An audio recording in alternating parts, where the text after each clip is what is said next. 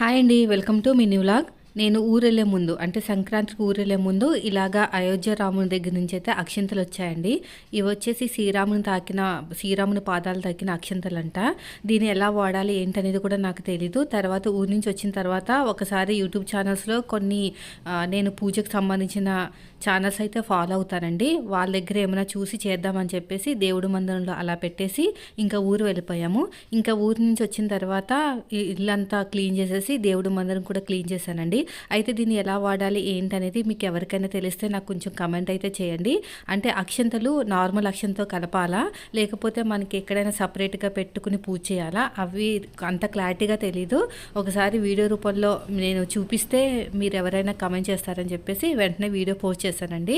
So మీకు ఎవరికైనా తెలిస్తే నాకు కొంచెం చెప్పండి, వీటిని ఎలా వాడాలి, ఎలాగా జాగ్రత్త పరచుకోవాలి ఏంటనేది. సో వీడియో నచ్చితే లైక్ చేయండి ఫ్రెండ్స్. నాకైతే కామెంట్ చేయడం